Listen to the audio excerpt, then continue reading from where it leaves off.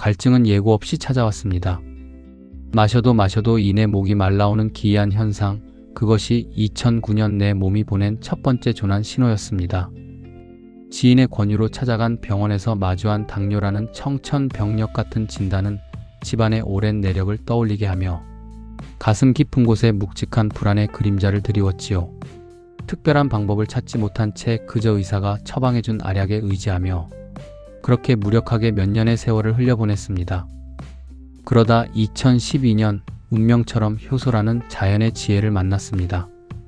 당시 보건소에서 측정했던 혈당은 260이라는 아찔한 숫자였습니다. 약으로도 다스리지 못했던 그 절망의 문턱에서 저는 한 달 동안 일체의 식사를 끊고 오직 효소식품만으로 몸을 채우는 지독한 비움을 감행했습니다.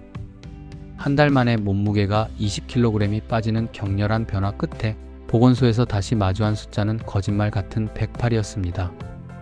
그것은 제 인생의 거대한 전환점이었습니다. 살아있는 식품 속에 존재하는 효소의 비밀을 공부하며 불을 발견한 인간이 화식을 시작하고 육식에 길들여지면서 비로소 병을 얻었다는 진리를 깨달았습니다. 과일과 채소를 가까이 하고 고기와 생선, 달걀과 우유를 멀리하면서 제 몸은 오랫동안 평온한 숲과 같았습니다. 하지만 방심은 소리 없이 찾아오는 법입니다. 지난해 다시 직장 생활을 시작하면서 마주한 점심과 저녁의 외식들, 그리고 고단한 하루 끝에 습관처럼 들여놓았던 늦은 밤의 막걸리 한 잔은 조용히 내 몸의 둑을 무너뜨리고 있었습니다.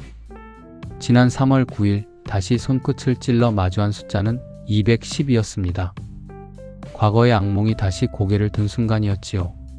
특별히 병을 고치겠다는 거창한 목적이 있었던 것은 아닙니다. 오랜 친구의 끈질긴 권유에 이끌려 그저 전북 진안의 깊은 품에 안긴 단마 코리아 명상센터로 향했을 뿐입니다. 지난 5월 6일 오후부터 17일 아침까지 꼬박 열흘 동안 이어진 침묵과 수행의 시간이었습니다.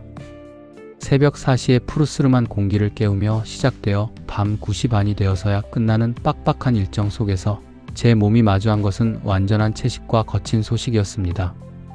특히 저녁 시간을 비워두는 절제의 침묵은 내 몸 안의 독소를 씻어내는 거룩한 의식과도 같았습니다.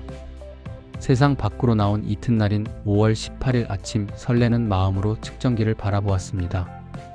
화면에 뜬 숫자는 50이었습니다. 눈을 의심케 하는 기적 같은 비움의 증거였습니다. 그리고 일상으로 돌아와 오늘 다시 측정한 숫자는 84, 지극히 평온하고 건강한 생명의 리듬을 가리키고 있습니다.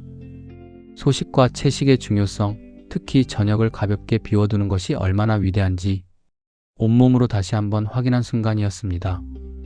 의사의 차가운 주사바늘이나 톡한 알약, 더미가 해결해주지 못하던 몸의 반란을 비움과 정직한 밥상이 스스로 잠재운 것입니다.